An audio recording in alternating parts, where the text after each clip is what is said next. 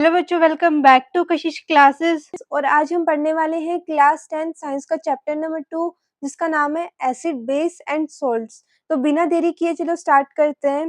तो acid base and salts ये होते क्या हैं, ये तो हम बाद में देखेंगे, पर पहले ये देखना जरूरी है कि हम इनके बारे में पढ़ ही क्यों रहे हैं, राइट। तो हमारे आसपास ऐसे बहुत सारी चीजें हैं जो एसिड्स है या फिर जो बेसिस है। And let me tell you, ये सारी चीजें हमारे डे टू डे लाइफ में बहुत ज्यादा इंपॉर्टेंट होती है। जैसे अगर बात करूँ ऑरेंज की, संतरे की, या फिर लेमन की, या फिर आंवला की, इन सारे फ्रूट्स में होता है एक acid, to be more specific citric acid. इसी की वजह से इनफैक्ट इन सभी फ्रूट्स को कहा जाता है साइट्रस फ्रूट्स। तो है ना एसिड हमारे आसपास। इतना ही नहीं, अगर बात करें बहुत से फर्टिलाइजर्स की जो प्लांट्स के लिए बहुत ज्यादा इंपॉर्टेंट होता है, उनमें भी होता है एसिड। हमारे स्टोमक के अंदर होता है हाइड्रोक्लोरिक एसिड, जो हमारे डाइजेशन के प्रोसेस में मदद करता है। अगर बात करें बेस की, तो washing soda, baking soda, baking powder, antacid, इन सारी चीजों में होता है बेस। तो इस तरह से हम देख रहे हैं कि हमारे आसपास इतनी सारी छोटी बड़ी चीजों में एसिड्स और बेसिस पाए जाते हैं। तो इनके बारे में पढ़ना वर्थ इट तो है। तो चलो अब देखते हैं एसिड होता क्या है। एक ऐसा सॉल्यूशन जिसमें axis of H plus ion होता है, हाइड्रोजन आयन एक्सिस में होता है। इसका मतलब क्या होता है? इसका ये मतलब होता है कि उसमें इतने H प्लस आयन्स होते हैं ना, कि जब भी ये किसी सॉल्यूशन में या वाटर में डिसोशिएट करते हैं, ये टूटते हैं, तो ये H प्लस आयन्स रिलीज करते हैं। तो इट इज लाइक कि अगर किसी के पास कोई पर्टिकुलर चीज बहुत ज्यादा एक्सिस में हो, एक्स्ट्रा क्वांटिटी में हो, तो क्या होता है, वो हमेशा मौका ढूंढता है कि कब वो उन चीजों को वो किसी को दान कर दे, क्योंकि उसके पास तो वो बहुत ज्यादा है, एक्स्ट्रा क्वांटिटी में है। तो कुछ ऐसा ही एसिड के साथ होता है, क्योंकि उनके पास एक्सेस में होता है H प्लस आयंस। और ऐसे सॉल्यूशन को हम कह सकते हैं एसिड्स। एसिड्स की अगर टेस्ट की बात करें तो they are sour in taste. In fact आप खुद मिला के देख लो, चाहे नींबू हो, चाहे संतरा हो, चाहे आंवला हो, ये सारे टेस्ट टेस्ट कैसे होते हैं? खट्टे होते हैं। क्यों? क्योंकि इनमें एसिड होता है। तो चलो अब देखते हैं हिस्ट्री ऑफ एसिड्स। तो अब आप सोचोगे कि मैम केमिस्ट्री में हिस्ट्री क्यों? वो इसीलिए क्योंकि बड़ी इंटरेस्टिंग सी हिस्ट्री है एसिड्स की। तो इफ यू नो एसिड्स क्या है, ये जो खोज है ये शुरू हुई थी कई सालों पहले, मतलब इन 1700s, उससे भी पहले शुरू हुई थी। और ये चलती रही टू 1900। अब जब अलग-अलग जगह से अलग-अलग साइंटिस्ट आते रहे जो एसिड्स के अलग-अलग डेफिनेशन देते गए, एंड यू विल सी कि कैसे विद टाइम ये डेफिनेशन चेंज होती गई। तो शुरुआत की ग्रीस ने। ग्रीक ने क्या कहा कि यार एसिड्स जो है उन्हें हम डिफाइन करते हैं बाय रिएक्शन और बाय टेस्ट, कि भाई जो भी सामान खट्टा है वो एसिड है। कुछ सालों बाद आए लेवोशियर, उन्होंने बोला नहीं ऐसा नहीं, एसिड है कि नहीं ये हम बताएंगे स्ट्रक्चर से। जिस स्ट्रक्चर में ऑक्सीजन है वो एसिड है, ठीक है। उसके भी कुछ सालों बाद आए डेवी। डेवी ने बोला कि नहीं यार, ऐसा नहीं है कि ऑक्सीजन के होने से कोई भी सब्सटेंस एसिड हो जाता है। तो डेवी ने बस इतना ही बोला, बट उन्होंने कोई एग्जैक्ट डेफिनेशन नहीं दी कि भाई तो फिर कौन एसिड होगा। बस उन्होंने क्या किया, लेवोशियर ने जो बोला था उसे गलत बता दिया। उसके कुछ सालों बाद आई जस्टिस, जिन्होंने बोला कि यार ऑक्सीजन नहीं बल्कि हाइड्रोजन का प्रेजेंस बताएगा कि कोई एसिड है या नहीं, मतलब जहां पर हाइड्रोजन है वो एसिड है। इसके बाद आए अरेनियस। अरेनियस ने बोला, मतलब इसी को थोड़ा ट्विस्ट किया, अरेनियस ने बोला कि नहीं, जो चीजें जो substances H plus ion release करता है इन सॉल्यूशन वो एसिड है, ठीक है। तो मतलब अरेनियस की जो डेफिनेशन थी ये कम्प्लीटली वाटर पे डिपेंडेंट थी, क्योंकि उनका डेफिनेशन ये कहता है कि उस सब्सटेंस को सॉल्यूशन में होना है, वाटर में होके अगर वो H प्लस आयन देता है तो तभी उसे हम एसिड कहेंगे। इसके बाद आए अल्बर्ट एफओ, उन्होंने बोला कि अरेनियस की बात तो सही है, बट उन्होंने अरेनियस के डेफिनेशन को ही थोड़ा सा जनरलाइज कर दिया फॉर अप्रोटिक सॉल्वेंट। मतलब अरेनियस की डेफिनेशन सिर्फ वाटर के लिए थी, और वाटर एक प्रोटिक सॉल्वेंट है। प्रोटिक सॉल्वेंट बोले तो जिसमें प्रोटॉन हो, जिसमें H प्लस आयन हो, that is protic solvent. Aprotic मतलब जिसमें H प्लस आयन ना हो, जिसमें प्रोटॉन ना हो। तो अरेनियस ने बोला कि नहीं, सिर्फ वाटर ही नहीं, किसी भी तरह के सॉल्वेंट में अगर कोई सब्सटेंस हाइड्रोजन का कैटायन डिलीवर करता है या देता है तो वो एसिड है। इसके बाद आए कुछ सालों के बाद ब्रोंस्टेड एंड लोरी, जिन्होंने बोला कि कोई भी ऐसा सब्सटेंस जो H प्लस आयंस डोनेट करे, जो हाइड्रोजन आयंस को डोनेट करे, उन्हें हम कह सकते हैं एसिड्स। और इन्हीं हाइड्रोजन आयंस को जो एक्सेप्ट करे उन्हें हम कह सकते हैं बेसिस। एग्जाम्पल के तौर पे जैसे अगर HCl और NaOH को हम ले लें, जब ये दोनों रिएक्ट करते हैं तो क्या होता है, HCl अपना H प्लस डोनेट करता है, तो यानी कि HCl क्या हो गया डेफिनेशन के हिसाब से एसिड, क्योंकि ये अपना H+ डोनेट कर रहा है और ये H+ एक्सेप्ट कौन कर रहा है?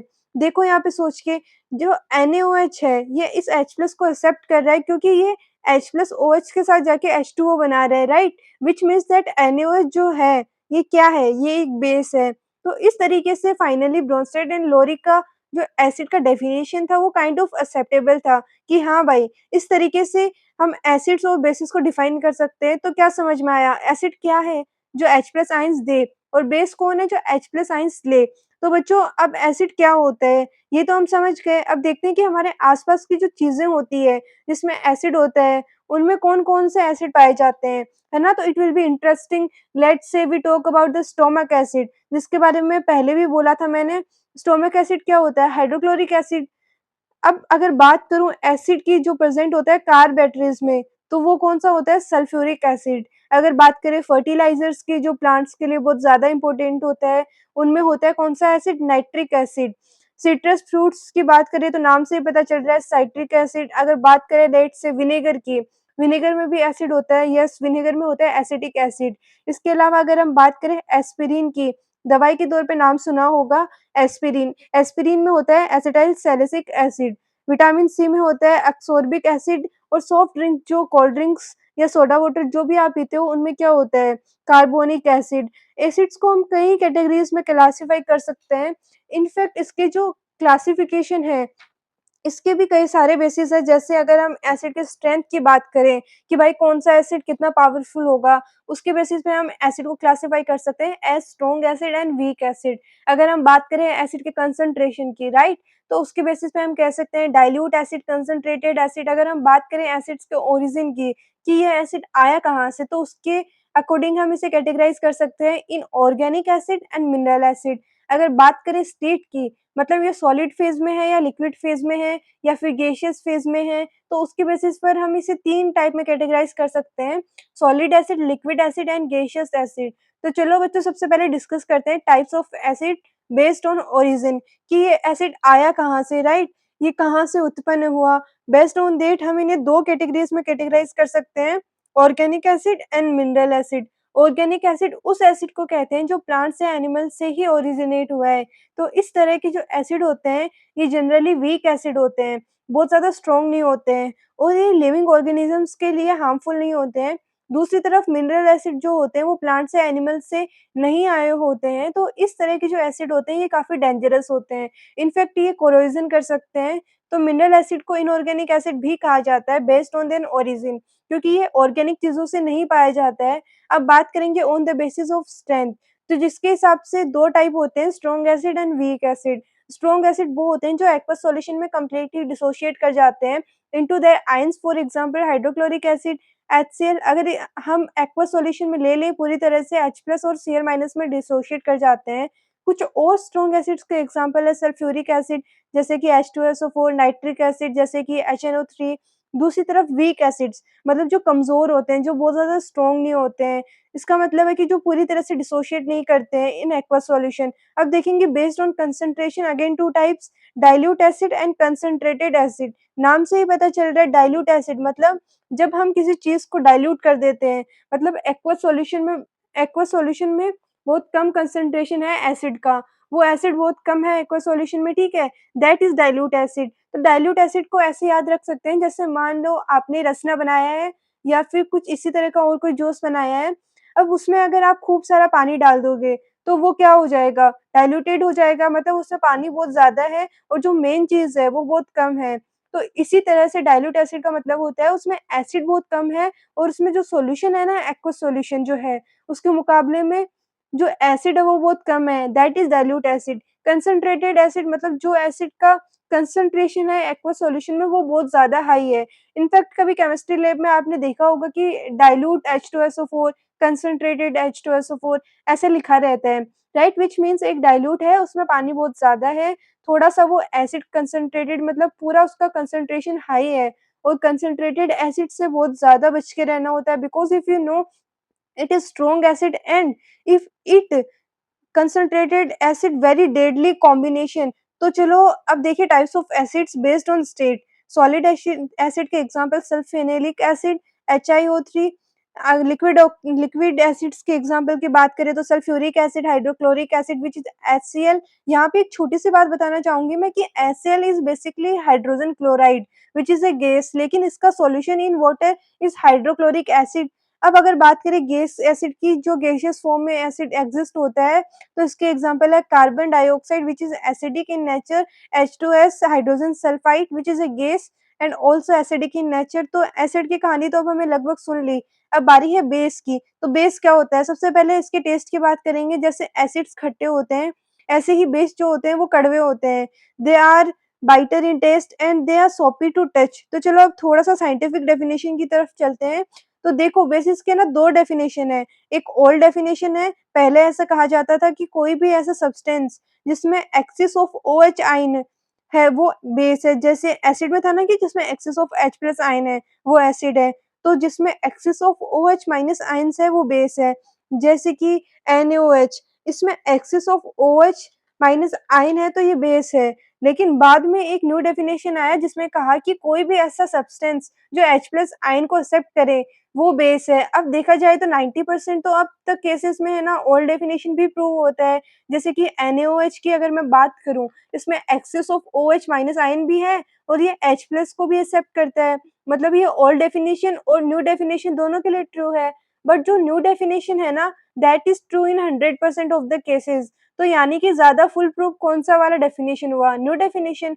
तो कोई भी ऐसा सब्सटेंस जो H प्लस आयन एक्सेप्ट करे, एग्ज़ाम्पल के तौर पे एक एक एक ऐसा एग्ज़ाम्पल लेते हैं जैसे कि NH3। NH3 एक बेस है, लेकिन क्या NH3 में OH माइनस दिख रहा है? एक्सिस में नॉट रियली। तो यानी कि ओल्ड डेफिनिशन को ये सैटिस्फाई नहीं कर रहा है, but it is still a base. लेकिन ये न्यू डेफिनिशन को सैटिस्फाई कर रहा है। ये H प्लस आयन को एक्सेप्ट करके NH4 प्लस आयन बनाता है, राइट? तो दैट मीन्स ये कौन-सा डेफिनिशन सैटिस्फाई करते हुए बेस है? New definition. इसी वजह से मैंने कहा कि बेस का जो बेहतरीन डेफिनिशन है, वो ये है कि कोई भी ऐसा सब्सटेंस जो H प्लस आयन्स को एक्सेप्ट करे। तो अब एसिड और बेस समझ में आ गया। एसिड के पास बहुत H प्लस आयन्स है तो एसिड बोलेगा कि भाई बेस तू कुछ H प्लस आयन्स ले ले, और बेस बोलेगा कि ठीक है, मैं तो H प्लस आयन एक्सेप्ट करने के लिए तैयार हूँ, रेडी हूँ। बेस उस H प्लस आयन को ले लेगा। तो एसिड और बेस की कहानी है ये। इनफैक्ट चूँकि हम यहाँ पर बेसिस की बात कर रहे हैं, तो कुछ ऐसे बेसिस भी होते हैं जो वाटर में सॉल्युबल होते हैं, जो पानी में सॉल्युबल होते हैं। उनके लिए एक स्पेशल नाम रख दिया गया है एंड दैट इज़ अल्कालीज़। उन्हें अल्कालीज़ कहा जाता है। एग्ज़ाम्पल के तौर पे sodium hydroxide NaOH, potassium hydroxide KOH। तो चलो अब कुछ ऐसे ही कॉमन बेसिस के एग्ज़ाम्पल्स देख लेते हैं, जो हमारे आस-पास ही होते हैं। For example baking soda. अगर आपने कभी केक बनाया हो या अपनी मम्मी को केक बनाते हुए देखा हो, तो पक्का देखा होगा कि उसमें बेकिंग सोडा यूज़ किया जाता है। बेकिंग सोडा क्या होता है? सोडियम बाइकार्बोनेट, ये एक बेस है। अगर बात करें एंटा एसिड की, मैंने बताया था जब एसिडिटी से लोग परेशान रहते हैं तो वो क्या लेते हैं? एंटा एसिड लेते हैं, और एंटा एसिड में पाया जाता है एल्यूमीनियम हाइड्रॉक्साइड, मैग्नीशियम हाइड्रॉक्साइड। तो ये भी एक बेस है। अगर बात करें कॉस्टिक लाइम या फिर प्लास्टर की, तो वो होता है calcium hydroxide which again is a base. Bleach with sodium hypochlorite is again a base. Dish detergent यानी कि सोडियम कार्बोनेट, जिसे वॉशिंग सोडा भी कहा जाता है, ये भी एक बेस का ही एग्ज़ाम्पल है। तो देखते ही देखते आपने अपने आस-पास की कई सारी चीज़ें देख ली जो हम डे टू डे लाइफ में यूज़ करते हैं, वो सारे बेसिस हैं। एसिड्स की तरह बेसिस को भी हम स्टेट, कंसंट्रेशन और स्ट्रेंथ के बेसिस पर क्लासिफाई कर सकते हैं। तो सबसे पहले देखेंगे स्ट्रेंथ के बेसिस पर क्लासिफिकेशन 2 टाइप्स के हैं, strong base and weak base. Strong मजबूत बेस। मजबूत बेस कौन-सा होगा? जो एक्वस सॉल्यूशन में कंप्लीटली डिसोशिएट कर जाएगा, जैसे कि NaOH। ये पूरी तरह से Na+ और OH- में टूट जाएगा, तो it is a strong base. दूसरी तरफ बेस कमज़ोर यानी कि पूरी तरह से ये डिसोशिएट नहीं कर पाएगा, जैसे NH4OH, अमोनियम हाइड्रॉक्साइड, जो पूरी तरह से NH4+ और OH- में डिसोशिएट नहीं कर पाता है। दूसरा कैटेगरी था, फिर दूसरा बेस है कंसंट्रेशन बेस्ड। ऑन कंसंट्रेशन, तो इसमें भी 2 तरह के होते हैं, dilute base and concentrated base. Dilute base मतलब जिन एक्वस सॉल्यूशन में लो कंसंट्रेशन ऑफ अल्कालीज हो। अब यहाँ पे अल्काली वर्ड क्यों यूज़ किया गया है? बताओ, थोड़ी देर पहले मैंने आपको बताया था कि जो वाटर सॉल्युबल बेसिस होते हैं, उनको हम अल्काली कहते हैं, राइट? अगर हम कह रहे हैं कि कोई बेस एक्वस सॉल्यूशन में है, तो ज़ाहिर-सी बात है कि वो बेस वाटर के साथ सॉल्युबल है। That is why we are using the term alkali.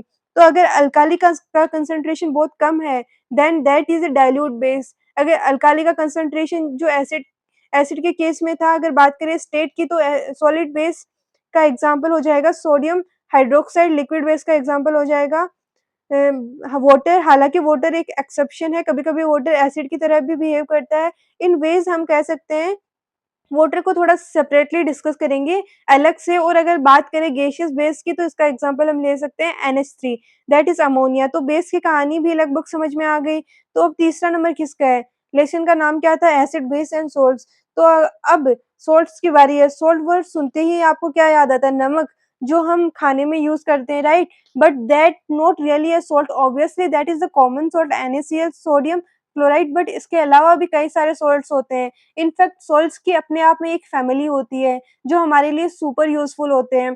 तो सॉल्ट्स की खासियत क्या है? मतलब सॉल्ट्स को हम एसिड और बेस के साथ क्यों पढ़ रहे हैं? इसका मेन कारण ये है कि सॉल्ट बनाता है एसिड और बेस से। मैंने जैसे कि बताया कि एसिड क्या होता है? जो बोलता है कि H+ तुम ले लो, और बेस कौन होता है? जो H+ आयन को ले लेता है। तो जब एक एसिड और एक बेस साथ में रिएक्ट करते हैं, तो दो एक देने वाला होता है और एक लेने वाला होता है, तो दोनों का जो इफ़ेक्ट होता है ना, वो न्यूट्रलाइज़ कर जाता है। इस तरह के रिएक्शन को हम कह सकते हैं न्यूट्रलाइज़ेशन रिएक्शन। और इस तरह के रिएक्शन में जो प्रोडक्ट हमें मिलता है, that is a salt.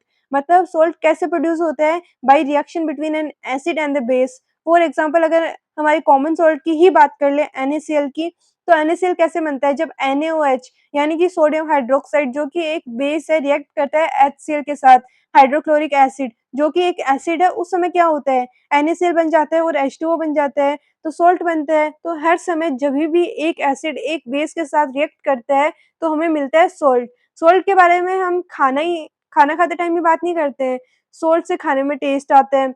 Well that is also valid reason, but इसके अलावा सॉल्ट के और भी कई सारे यूज़ हैं। अगर हम कॉमन सॉल्ट NaCl की बात करें, तो ये प्रिजर्वेशन के लिए भी काम आता है। कभी ध्यान दिया है, अगर मम्मी-दादी लोग पिकल्स बनाती है, अचार डालती है, तो उसमें सॉल्ट अच्छी क्वांटिटी में डालती है, क्यों? Because it also helps in preserving stuff. इसके अलावा कई और सॉल्ट्स हैं जो हमारे लिए यूज़फुल होते हैं, जैसे कि पोटेशियम परमैंगनेट, ये एक सॉल्ट है और ये एक यूज़फुल भी होता है टू ट्रीट इन्फेक्शन। इनफैक्ट बहुत बार स्किन में किसी तरह की इन्फेक्शन हो जाती है, तो वहाँ पे काम आता है पोटेशियम परमैंगनेट। तो चलो सॉल्ट के कुछ एग्ज़ाम्पल देखते हैं और साथ-साथ में देखते हैं कि यार सॉल्ट्स जो है ना, ये वैरायटी ऑफ कलर्स में पाए जाते हैं। जैसे अपना जो कॉमन सॉल्ट है सोडियम क्लोराइड, ये तो व्हाइट कलर का होता है, लेकिन अगर हम पोटेशियम परमैंगनेट की बात करें, तो ये पर्पल कलर का होता है। अगर हम पोटेशियम फेरिसाइनाइड की बात करें, तो ये रेड कलर का होता है। अगर हम सोडियम क्रोमेट की बात करें, तो ये येलो कलर का होता है। अगर बात करें पोटेशियम डाइक्रोमेट की, तो ये ऑरेंज कलर का होता है।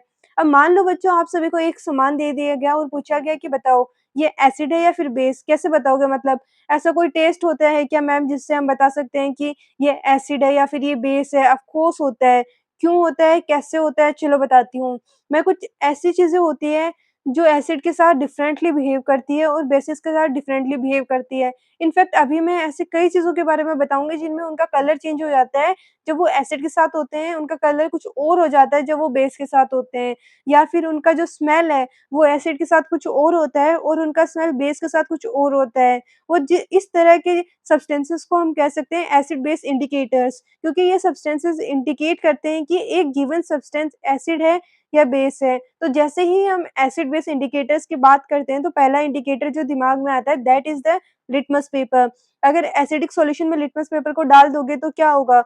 उसका ब्लू लिटमस पेपर का कलर रेड हो जाएगा। और अगर बेसिक सॉल्यूशन में डाल दोगे, तो रेड से ब्लू हो जाएगा, ठीक है? तो इसको याद रखने के लिए एक मेमोरी टिप क्या है? EBR, मतलब एसिड सॉल्यूशन में ब्लू लिटमस हो जाता है रेड, उसी तरह से BRB, यानी कि बेसिक सॉल्यूशन में रेड लिटमस हो जाता है ब्लू। इनफैक्ट जब हम लिटमस की बात करते हैं, तो लिटमस सॉल्यूशन की बात करते हैं, तो ये एग्ज़ैक्टली आता कहाँ से है? तो litmus is actually a purple dye, जो डिराइव किया जाता है फ्रॉम लाइकन। अब जो कि एक तरह का प्लांट होता है, अगर आपने बायो पढ़ी है, तो वहाँ पर you must have heard about lichen, तो उसी प्लांट से ये पाया जाता है। तो लिटमस सॉल्यूशन की अगर हम बात करें, जो पर्पल कलर का होता है, इसमें अगर हम कोई न्यूट्रल चीज़ डाल दें, तो इसका कलर चेंज नहीं होता है, इसका कलर एज़ इट इज़ रह जाता है। एक और एग्ज़ाम्पल है एसिड बेस इंडिकेटर का, red cabbage leaves. Red cabbage देखा है कभी? आई एम श्योर कि it is not very common, but red cabbage के जो लीव्स होते हैं ना, ये भी एक अच्छा इंडिकेटर होते हैं, क्योंकि ये अपना कलर चेंज करते रहते हैं in acidic solution, in basic solution and in neutral solution. तो राइट, तो एसिडिक सॉल्यूशन में इसका कलर हो जाता है रेड, बेसिक सॉल्यूशन में इसका कलर हो जाता है ग्रीन और न्यूट्रल सॉल्यूशन में इसका कलर हो जाता है ब्लू।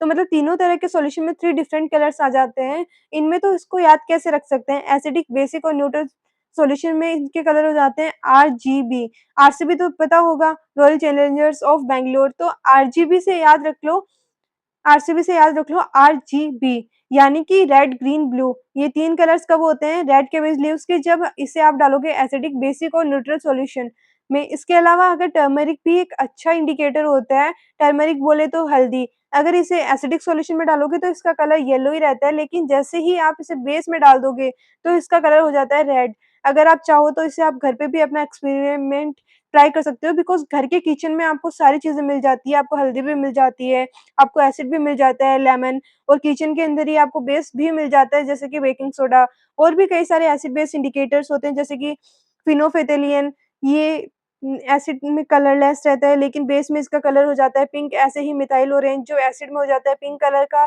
और बेस में हो जाता है येलो कलर का। तो बच्चों, जितने भी एसिड बेस इंडिकेटर्स अभी तक हमने डिस्कस किए, ये सारे कैसे थे? एसिडिक या बेसिक सॉल्यूशन के बेसिस पर अपना कलर बदल लेते हैं।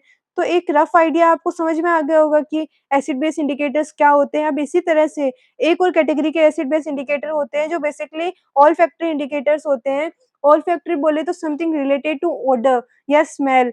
तो ये कुछ ऐसे सब्सटेंसेस होते हैं जिनका स्मेल चेंज हो जाता है when they come in contact with acidic solution और बेसिक सॉल्यूशन। मतलब जो गिवन सब्सटेंस है वो एसिड है या फिर बेस है, इसके बेसिस पर इनके इंडिकेटर्स का स्मेल चेंज हो जाता है। Yes, and one excellent example is onion.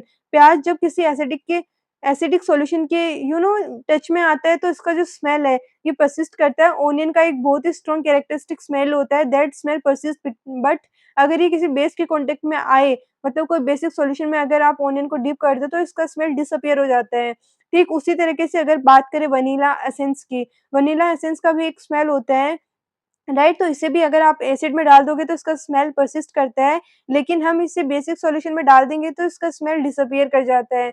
तो स्मेल के बेसिस पे भी आइडेंटिफाई कर सकते हैं कि जो गिवन सब्सटेंसेस है या जो गिवन सॉल्यूशन है वो एसिडिक है या बेसिक है। अब बात करेंगे हमारे यूनिक एक्सेप्शनल पानी की, यानी कि वाटर की। जैसा कि मैंने आपको पहले भी ज़िक्र किया था कि वाटर की खासियत ये होती है कि ये एसिड और बेस दोनों की तरह तरह बिहेव करता है, मतलब जैसे ज़रूरत वैसे बिहेवियर। Very dynamic personality. तो वाटर कुछ रिएक्शन में एसिड की तरह बिहेव करता है, कुछ रिएक्शन में बेस की तरह बिहेव करता है। एक बहुत ही प्यारा सा एग्जांपल लेते हैं, late us suppose H2O is reacting with H2O। तो यहाँ पर हम क्या देखते हैं कि वाटर जरूरत पड़ने पर H+ डोनेट करके OH- बना देता है। तो यहाँ पर वाटर किसकी तरह बिहेव किया? एसिड की तरह, क्योंकि इसने H+ डोनेट किया। जरूरत पड़ने पे जो दूसरा वाटर है वो H+ आयन को एक्सेप्ट करके बना सकता है H3O+। तो यहाँ पर किसकी तरह बिहेव किया इसने? H+ को लिया, मतलब बेस की तरह बिहेव किया। तो इस रिएक्शन को देखकर हमें साफ-साफ पता लगता है कि यार वाटर दोनों चीज़ों के लिए कैपेबल है। इनफैक्ट एक बहुत इम्पोर्टेंट बात ये है कि जो डिस्टिल्ड वाटर होता है, जो बिल्कुल प्योर वाटर होता है, वो एक्चुअली न्यूट्रल होता है। वो ना ही एसिडिक होता है, ना ही बेसिक होता है। लेकिन the moment we talk about is in general is tap water, यानी कि हम टेप वाटर होता है उसके बारे में बेसिकली हम बात करते हैं। तो इन आयन्स के प्रेजेंस की वजह से ये एसिडिक या बेसिक बिहेवियर शो करते हैं। अच्छा, यानी कि पीकल को कभी कॉपर के कंटेनर में बिल्कुल मत डालो। क्यों? क्योंकि पीकल में होता है लेमन और लेमन में होता है एसिड। एसिड रिएक्ट करता है कॉपर के साथ और बना देता है पॉइज़नस ऑक्साइड। इनफैक्ट इतना ही नहीं, मेटल के साथ एसिड और बेसिस के कई सारे और रिएक्शन भी होते हैं, तो जो कि हम अब पढ़ेंगे। तो सबसे पहले हम देखेंगे एसिड का रिएक्शन मेटल के साथ। बहुत ही सिंपल रिएक्शन है जिसमें हम देखते हैं एसिड और मेटल के साथ में रिएक्ट करते हैं और बनाते हैं सॉल्ट, और साथ में ही निकलता है हाइड्रोजन गैस। तो होता कुछ यूँ है, अपना मेटल है ना ये बहुत ही तेज है, बहुत ही शातिर है। ये एसिड में से हाइड्रोजन को डिस्प्लेस करके उसकी जगह खुद ले लेता है, and that's how we get a salt. For example let us suppose एक एसिड है H2SO4, सल्फ्यूरिक एसिड, और एक मेटल है जिंक। तो जिंक मेटल जो है वो बड़ा ही शातिर है, वो क्या करेगा? हाइड्रोजन की जगह ले लेगा और हाइड्रोजन को H2SO4 से भगा देगा और बना देगा zinc sulphate, which is a salt, and hydrogen बेचारा अलग से निकल जाएगा। So this is our reaction. अब यहाँ पर सोचने वाली बात ये है कि क्या इस तरह का रिएक्शन सारे मेटल शो करते हैं? तो इसके लिए हम देखेंगे हमारी रिएक्टिविटी सीरीज। तो रिएक्टिविटी सीरीज जो हमने पहले भी पढ़ रखी है, जब कभी भी हम केमिस्ट्री की केमिकल रिएक्शन की बात करते हैं तो हम देखते हैं कि कुछ ऐसे मेटल्स होते हैं जो हाइली रिएक्टिव होते हैं, जैसे कि पोटेशियम, सोडियम वगैरह कुछ ऐसे मेटल्स होते हैं जो बहुत ही लीस्ट रिएक्टिव होते हैं, जैसे कि गोल्ड, सिल्वर वगैरह। तो अगर आप इस रिएक्टिविटी सीरीज़ को देखो तो जो भी मेटल हाइड्रोजन के ऊपर है वो हाइड्रोजन से ज़्यादा रिएक्टिव है, यानी कि वो हाइड्रोजन से भी ज़्यादा पावरफुल है, यानी कि वो हाइड्रोजन को किक मार के बाहर निकाल सकते हैं। तो इसीलिए जब कभी भी आपके पास कोई रिएक्शन दी गई हो, जिसमें आप देख रहे हो कि एक एसिड के साथ एक मेटल रिएक्ट कर रहा है, सबसे पहले रिएक्टिविटी सीरीज़ को सोचने की कोशिश करो। इनफैक्ट यहाँ पे आप देख ही रहे हो कि अधिकतर मेटल्स हाइड्रोजन के ऊपर ही है, तो बेसिकली आपको सिर्फ यही याद रखना है कि कौन से मेटल हाइड्रोजन के नीचे हैं, जैसे कि गोल्ड, सिल्वर, कॉपर। इसके अलावा बाकी सारे मेटल्स तो हाइड्रोजन के ऊपर ही है, ठीक है? तो ये सारे मेटल्स अगर हैं तो ये हाइड्रोजन को हटा के उसकी जगह ले लेंगे और बना देंगे सॉल्ट और हाइड्रोजन अलग से निकल जाएगा। अब देखते हैं बेसिस का रिएक्शन विद मेटल्स। अब एसिड के केस में तो जब सभी एसिड मेटल्स के साथ रिएक्ट कर रहे थे, बट बेसिस के केस में सिचुएशन थोड़ा अलग है। कुछ ही मेटल्स हैं जो बेसिस के साथ रिएक्ट करके सॉल्ट बनाते हैं और साथ में H2 निकल जाता है, ठीक है? ऐसा इसीलिए क्योंकि बेसिस की टेंडेंसी होती है इलेक्ट्रॉन देने की। कन्फ्यूज़ मत होना, पहले मैंने बताया था H+ आयन के बारे में कि एसिड H+ आयन देता है और बेस H+ आयन लेता है। बट फिलहाल मैं इलेक्ट्रॉन की टर्म्स में बात कर रही हूँ, जो बेस होता है वो H+ आयन एक्सेप्ट करता है और इलेक्ट्रॉन देता है। तो यहाँ पे क्या होता है कि बेस भी इलेक्ट्रॉन देने के मूड में होता है और मेटल्स, जैसा कि हम सभी को पता है कि मेटल्स हमेशा इलेक्ट्रॉन देना चाहते हैं, क्योंकि उनके पास बाहर स्टेबिलिटी अटेम्प्ट करने के लिए 1, 2, 3 एक्स्ट्रा इलेक्ट्रॉन पड़े होते हैं, तो वो उन्हें देना चाहता है। तो दोनों ही देना चाह रहे हैं, कोई लेना नहीं चाह रहा है, तो आपस में रिएक्शन कैसे होगा? नहीं होगा। लेकिन कुछ ऐसे एक्सेप्शनल मेटल्स हैं जिनके साथ बेस का रिएक्शन होता है, जैसे कि ज़िंक, एल्यूमीनियम, क्योंकि इन दोनों मेटल्स की खास बात ये है कि ये एम्फोटेरिक होते हैं। एम्फोटेरिक मतलब ये एसिड और बेस दोनों के साथ रिएक्शन शो करते हैं। तो चलो देखते हैं ज़िंक के साथ रिएक्शन कैसे होता है बेस का।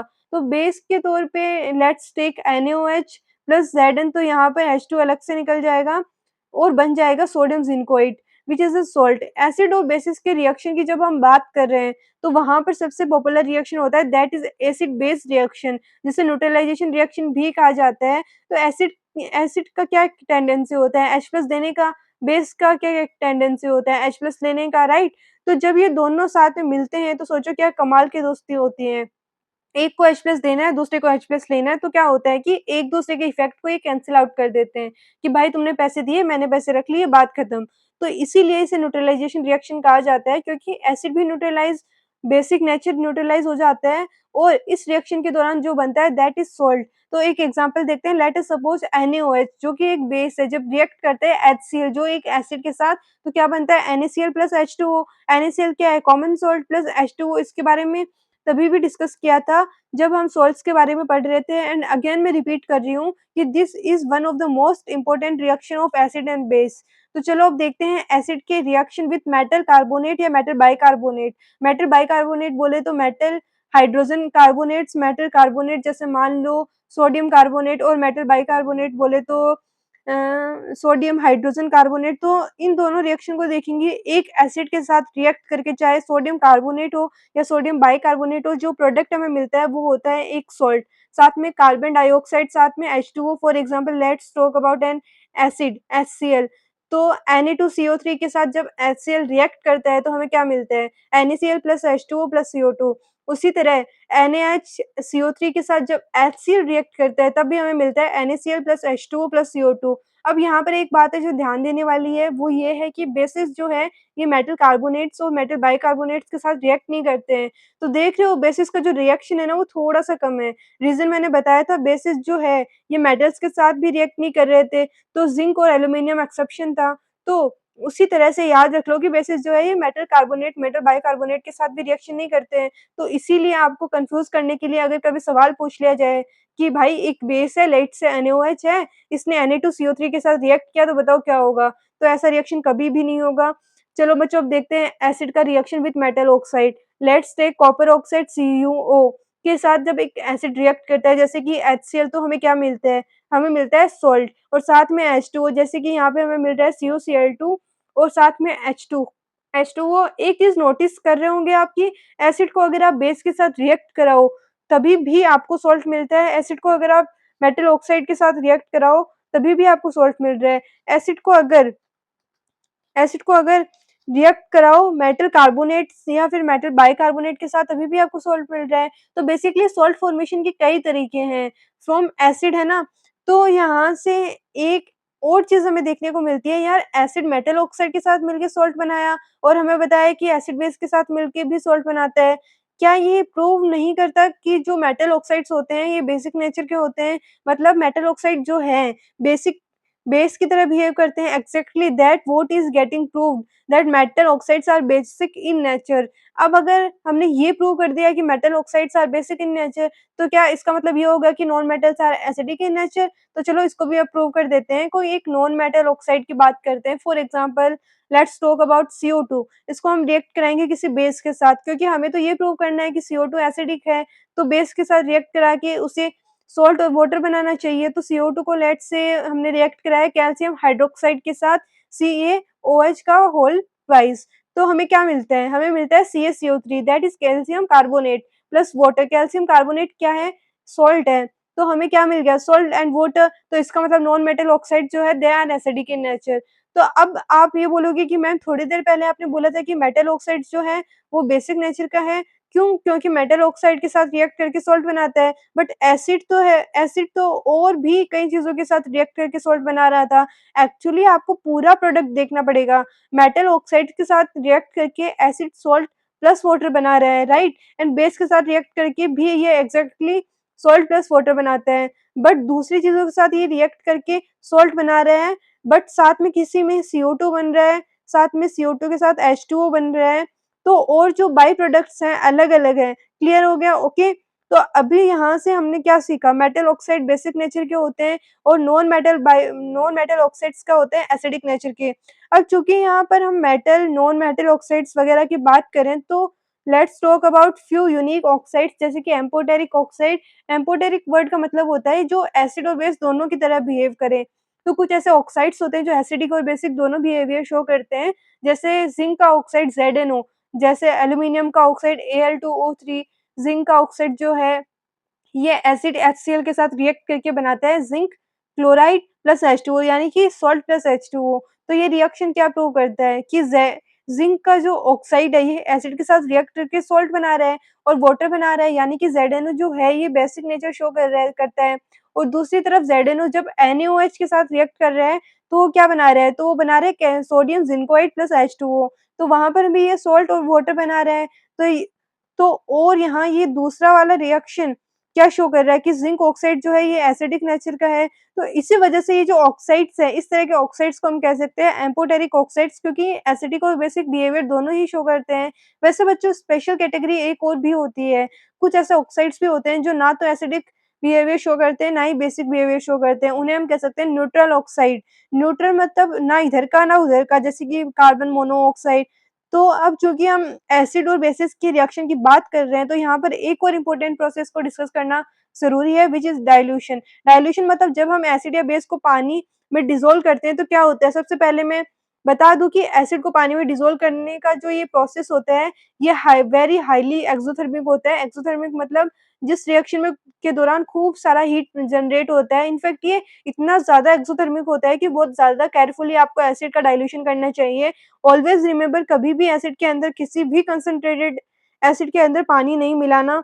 उसमें इतनी ज़्यादा हीट जनरेट हो जाएगी कि वो मिक्सर बाहर स्प्लैश आउट कर सकती है और उसके बर्न्स भी हो सकते हैं। तो इसीलिए क्या किया जाता है कि वाटर में थोड़ा-थोड़ा करके एसिड मिलाया जाता है और वो भी थोड़ा मिला के उसको स्टीयर किया जाता है, उसे थोड़ा घुमाया जाता है, फिर थोड़ा मिला के उसे और स्टीयर किया जाता है ताकि अचानक से बहुत ज़्यादा हीट जनरेट ना हो, ठीक? तो अब चलो सारे प्रिकॉशंस लेके हमने आराम-आराम से सारा डिस्कस किया कि कैसे ये डिसॉल्व कराया जाता है, ये प्रोसेस कैसे होता है। बट एक्चुअली में होता क्या है, जब एक एसिड वाटर के साथ के अंदर जाता है तो वो क्या करता है? For example let's talk about HCl। तो जैसे ही ये वाटर के अंदर जाता है तो ये H+ आयन्स जो होते हैं ना वो एसिड को छोड़कर बाहर निकल जाते हैं, मतलब HCl में से H+ आयन्स निकल आते हैं। बट अगेन H+ आयन्स के साथ ये दुविधा भी होती है कि ये अकेले एग्जिस्ट नहीं कर सकते हैं, तो ये H+ आयन्स वाटर मॉलिक्यूल्स के साथ कंबाइन होके बना लेते हैं हाइड्रोनियम आयन, यानी कि H3O+। अब ठीक इसी तरह जब हम बेस का डाइल्यूशन करते हैं, जब हम बेस को वाटर में मिलाते हैं तो क्या होता है, बेस में OH माइनस आयन निकल के बाहर आ जाते हैं। जैसे मान लो NaOH है, NaOH को जब हम वाटर में डाइल्यूट कराते हैं तो क्या होता है, इससे जो OH माइनस आयन निकल के आता है Na प्लस और OH माइनस अलग हो जाते हैं। तो इस तरीके से एसिड और बेसिस का होता है डाइल्यूशन। अब एसिड बेसिस के डिस्कशन में it is very important to discuss about the strength of acid and strength of base. जब हम कहते हैं कि कोई एसिड स्ट्रॉन्ग है या फिर कोई एसिड वीक है या फिर कोई बेस स्ट्रॉन्ग है या फिर कोई बेस वीक है, तो ऑल वी वांट टू से कि अगर एक एसिड स्ट्रॉन्ग है इसका मतलब है वो बहुत सारे H प्लस आयन दे सकते हैं। अगर एक बेस स्ट्रॉन्ग है इसका मतलब वो बहुत सारे OH माइनस आयन्स दे सकता है। ठीक उसी तरह से अगर वीक एसिड को तो कम H प्लस आयन्स देगा या वो कम OH माइनस आयन्स देगा। तो मतलब किसी भी एसिड या बेस का जो स्ट्रेंथ है वो डिपेंड करता है on the number of H plus या OH minus ions that it would generate. अब आम तौर पर it is very important to have a scale जिससे हम ये मेजर कर सकें कि कौन-सा एसिड ज़्यादा स्ट्रॉन्ग है, कौन-सा एसिड कम स्ट्रॉन्ग है। तो एक ऐसा स्केल बनाया गया which is called pH. PH का फुल फॉर्म होता है पोटेंशियल ऑफ हाइड्रोजन। और पीएच को अगर आप तरीके से डेफिनेशन देखा जाए तो पीएच को डिफाइन किया जाता है as a negative logarithm of concentration of hydronium ion. थोड़ा कॉम्प्लिकेटेड है आई नो, बट हम इसके डिटेल में अभी नहीं जाएंगे। इस लेवल पर हम अभी इसकी डिटेल में नहीं जाएंगे, बट यस हायर क्लासेस में आप इसको डिटेल में पढ़ोगे।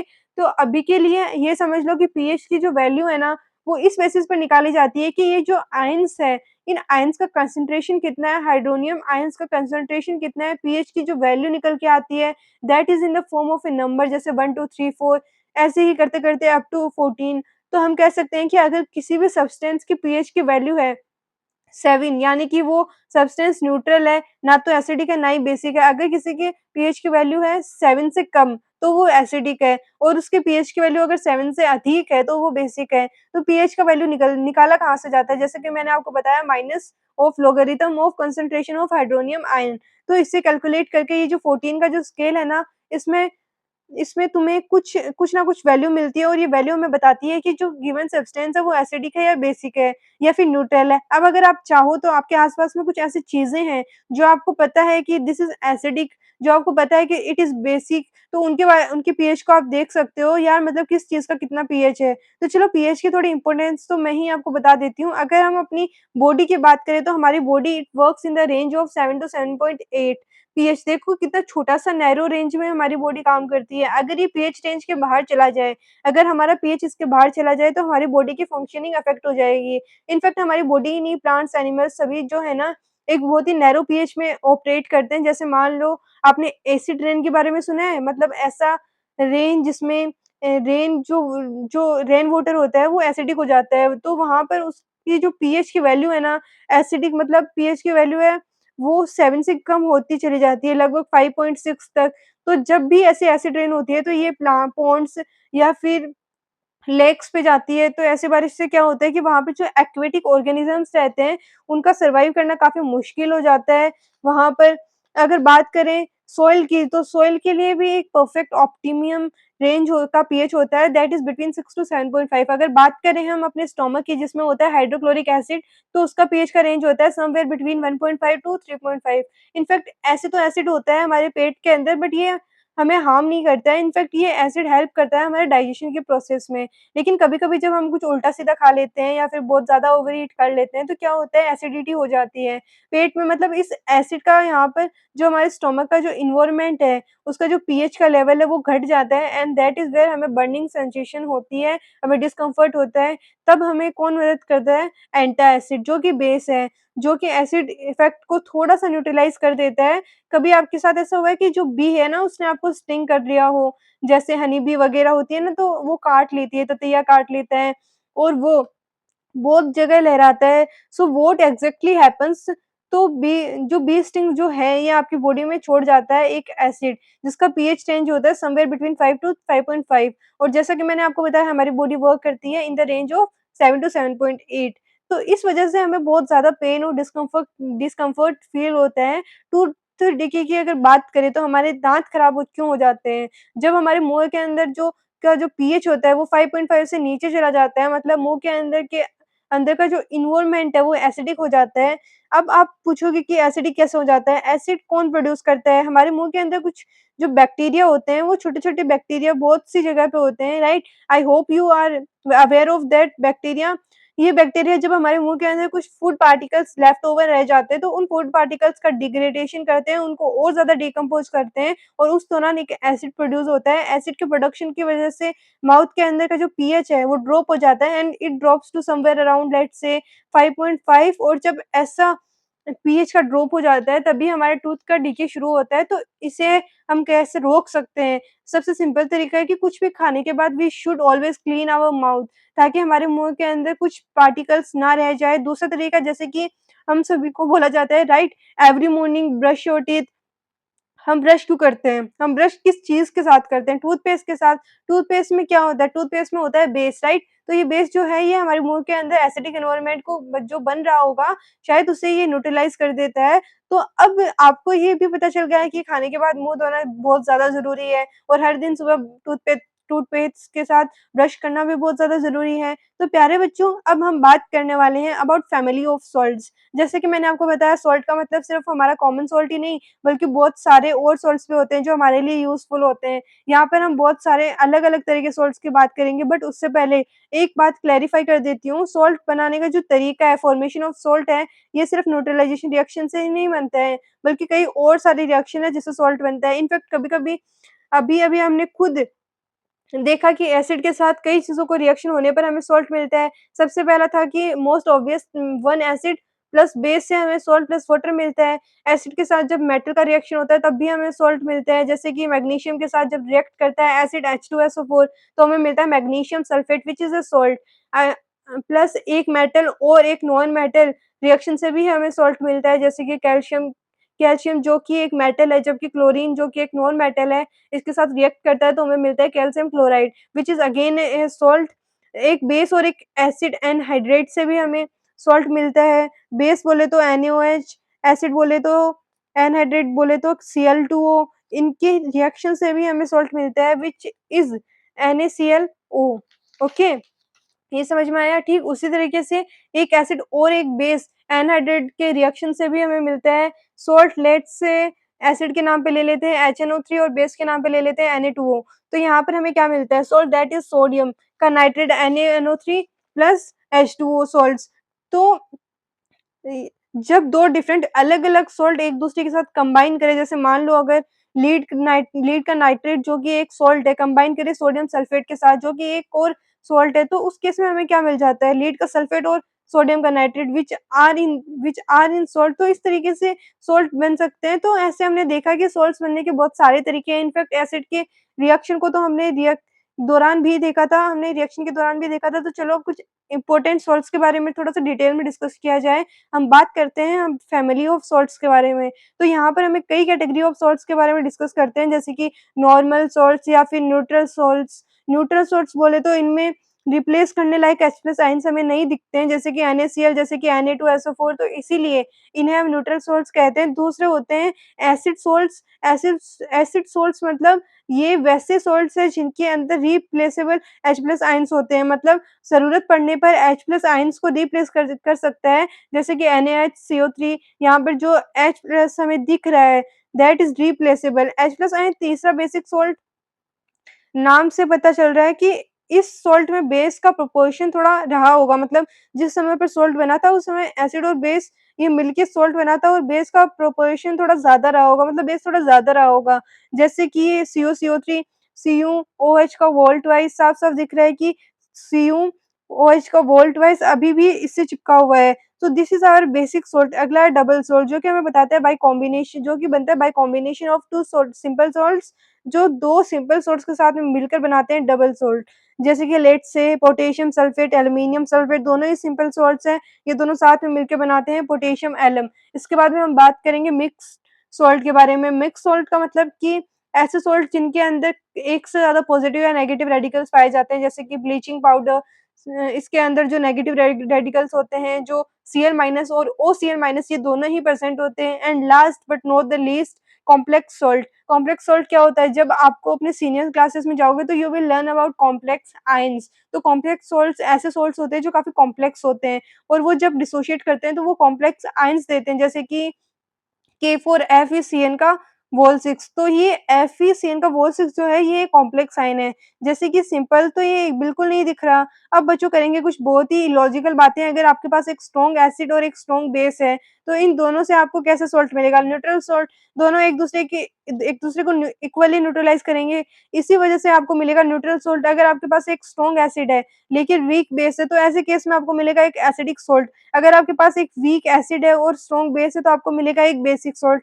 तो बच्चों अब हम सॉल्ट्स के बारे में इतनी बातें डिस्कस कर रहे हैं, तो हमारा सॉल्ट है मतलब जो हमारा कॉमन सॉल्ट NaCl है, इसके बारे में थोड़ा स्पेशल डिस्कशन करना तो बनता है। वो भी इसीलिए क्योंकि कॉमन सॉल्ट जो है ये रॉ मटेरियल होता है, manufacture many other things like NaCl से बनता है sodium hydroxide, bleaching powder, washing soda, baking soda etcetera.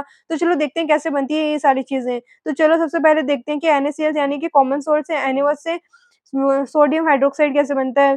तो जब हम NaCl को रिएक्ट करवाते हैं H2O के साथ, तो हमें मिलता है again NaOH plus Cl2 plus H2। तो ये क्लोरीन गैस यहाँ पे जो पाया जाता है एनोड पे, और H2 और NaOH पाया जाता है कैथोड पे। तो चलो बच्चों देखते हैं कि कैसे हमें NaCl से NaOH बनाते हैं। NaCl को जब हम रिएक्ट करवाते हैं वाटर के साथ, तो हमें मिलता है NaOH plus H2 plus Cl2।